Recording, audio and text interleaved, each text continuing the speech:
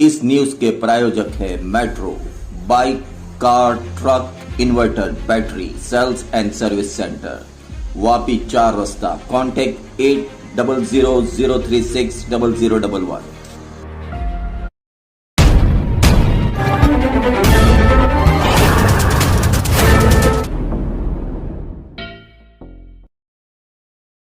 नमस्कार, मैं Sonia Chauhan, day to share and public voice से आज सिलवासा की फिर से एक ब्रेकिंग न्यूज़ लेके आपके सामने आई हूँ। जी हाँ, कुछ ही मिनटों पहले प्रभु टोकिया जी ने एक वीडियो वायरल किया जहाँ उन्होंने अपनी एंट्री फिर से दिखाई है। बताया जा रहा है कि वो चुनावी मैदान में फिर से उतरेंगे। इसी से दादरा नगर हवेली की राजनीति में फिर से हलचल हुई है। वहाँ पर अलग अलग एंट्रीज आई जा रही है। अब देखना ये है कि जो प्रभु टोकिया जी ने कुछ दिन पहले एक वीडियो बनाया था और उन्होंने कहा था कि मैं चुनाव नहीं लड़ूंगा, आज वो फिर से एक ऐलान करे हैं कि वो चुनावी दलदल में फिर से दंगल में फिर से उतर रहे हैं। जी हाँ, बता दूं कि उन्होंने हाईकमान को एक लेटर लिखा है जिसमें उन्होंने प्रस्ताव डाला है कि वो कांग्रेस से फिर से चुनाव लड़ना चाहते हैं और वो उसके कमान के लिए अब आगे क्या ऑर्डर्स आते हैं, क्या उन्हें चुना जाएगा, क्या उन्हें स्वीकार किया जाएगा या उनको प्रस्ताव खारिज करके फिर प्रभु टोकिया जी क्या दूसरी पार्टी से जनता के हक के लिए लड़ेंगे।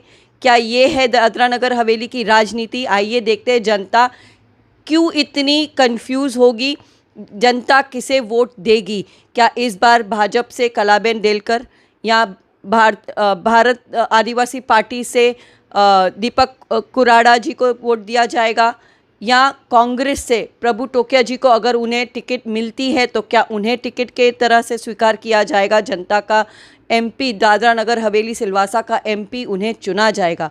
जनता है कंफ्यूज, लेकिन इसी को देखने के लिए कि जनता किसे स्वीकार करेगी, जनता किसका करेगी राज तिलक, देखिएगा। मेरे वेबसाइट है www.daremedia.com जिस पे हमने एक पोल रखा है। आप उस पर जाकर पोलिंग भी कर सकते हैं कि जनता हाईएस्ट वोट किसको दे सकती है, भाजपा में कलाबेन देलकर या आदिवासी पार्टी से दीपक कुराड़ या कांग्रेस पार्टी अगर प्रभु टोकिया जी को टिकट मिलती है उन्हें, या किसका राज तिलक होगा, या जनता को ये सारे कैंडिडेट पसंद नहीं है तो क्या वो नोटा पे हाईएस्ट बटन दबाएगी।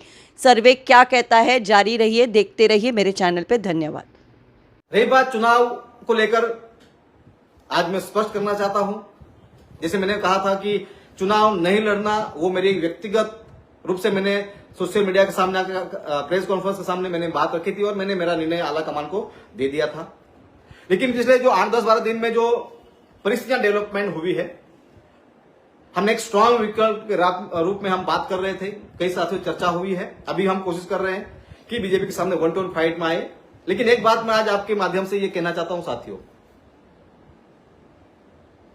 कि सैकड़ों हमारे जो कार्यकर्ता है, हमारी जो टीम है और जो जनता की जो भावना मेरे सामने आई है, हमारे कार्यकर्ताओं की जो भावना आई है, उन तमाम चीजों को लेकर जो मेरे शुभचिंतक अलग अलग पार्टियों से जुड़े हैं, अलग अलग संगठन विचारधारा जुड़े हैं, सब लोगों की भावनाओं की कदर करते हुए पुनः मैं आपके सामने एज अ फेसबुक लाइव होकर वो मैं आपको आश्वस्त करने आया हूं, मैं कहने आया हूं कि जो मैंने निर्णय लिया था कि चुनाव नहीं लड़ने का निर्णय लिया था और मैंने जो आला कमान को मैंने मेरा संदेशा भी दे दिया था, मैं पुनः आपको एक जिम्मेदारी के साथ में मेरे वो वर्ड्स वापस लेता हूं और मैं ये पुनः आपके सामने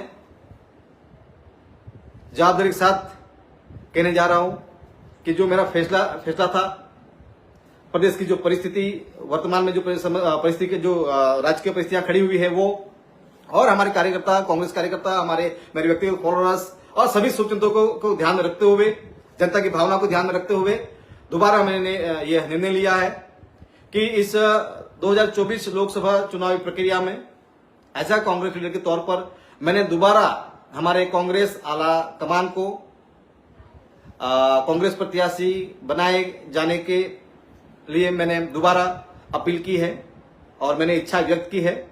आला कमान तय करती है, जो प्रक्रिया से गुजरना है वो प्रक्रिया ऑलरेडी प्रोसेस में हो चुकी है और मैंने मेरा निर्णय दोबारा भेज दिया है कि ये दादरा नगर हवेली लोकसभा चुनाव में मैं प्रत्याशी के रूप में उतरना चाहता हूं। और बीजेपी के सामने पूरी ताकत से हम ये चुनाव लड़ना चाहते हैं, ऐसी इच्छा व्यक्त की है।